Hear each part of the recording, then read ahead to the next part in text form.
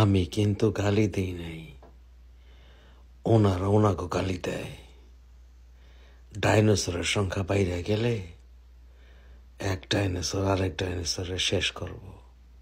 আলী রাদিয়াল্লাহু তাআলা আনহু মদ খায়া নামাজে দাঁড়াইছে, মাগরিবের সালাতের ইমামতি করতে যে সূরাতুল কাফিরুন লা আ'বুদু মা তা'বুদুনের জায়গায় ভুলে মাতলামি করতে করতে পড়তে শুরু করছে আ'বুদু মা তা'বুদুন, লা বাদ দিয়ে দিছে। লা আ'বুদু মা তা'বুদুনের অর্থ হলো, ও কাফির মুশরিকরা, তোমরা যেই মূর্তির পূজা করো আমরা ওইটার পূজা করি। কিন্তু উনি যেটা পড়ছে আ'বুদু মা তা'বুদুন, এর অর্থ হয়ে গেছে তোমরা যেটার পূজা করো আমরা ওইটার পূজা করি। ভেজাল আছে না নাই? কারণ উনি কি পড়তেছে উনি জানে, উনি তো মাতলামি মদের ঘোর মাতলামের ঘোর কাটে নাই। সবাই যে বিষ্ণুনবীরে বললেন, দেখেন আপনার মেয়ের জামাই করছে কি। আরে হারামজাদা বক্তা, আরে হারামজাদা বক্তা, আরে হারামজাদা বক্তা, হযরত আলী মুসলমান হয়েছেন 12 বছর বয়সে। জিন্দেগিতে কোনোদিন তিনি মদের বোতল স্পর্শ করেন নাই। তোর বাপ ইহুদিরা তোরে যা খাওয়াইলো আর তুই তাই বললি?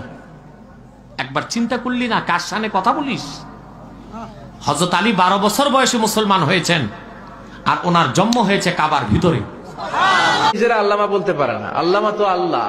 আমাদের অনেকের নামের আগে আল্লামা লাগায়, এগুলো মানুষ লাগায়। ঘরে ঘরে আল্লামা সাইদি দাও। 25 বছরে বিশ্বনবী বিয়ে করলেন 40 বছরের এক বুড়ি মহিলাকে। বিয়ে করেছেন সাইয়েদানা সাইয়্যিদাতুনা খাদিজাকে, ওনার বয়স ছিল 40। আগে 2 বার তালাক খাইছে। অনেকগুলো বাচ্চা জন্ম দিয়ে প্রৌঢ়া একটা নারী ছিল। এই মহিলাকে বিয়ে করলেন বিশ্বনবী মুহাম্মদ। তাগড়া যুবক বিয়ে করলেন 40 বছরের এক মহিলা। তাও এমন যদি হয়তো এই মহিলাটার বিয়ে হয় না, ইনট্যাক্ট মহিলা, তাও তো না, ভার্জিন না, উইডো, বিধবা, আরমালা। মিজানুর রহমান আনসারীকে বয়ান শিখিয়েছে কে?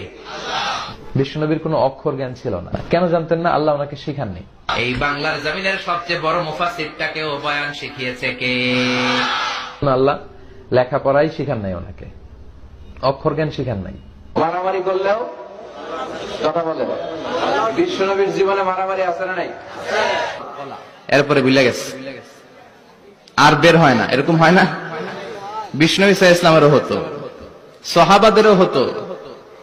আরে বিশ্বনবীর তো তেমন কোনো উপার্জনই ছিল না। মা খাদিজার উপার্জন দিয়ে বিশ্বনবী চলেছেন। আমাদের আদালত আছে না নাই? কিন্তু সঠিক রায় কি আছে? আপনি হক কথা বললেই আপনার জেলখানায় ঢুকতে হবে।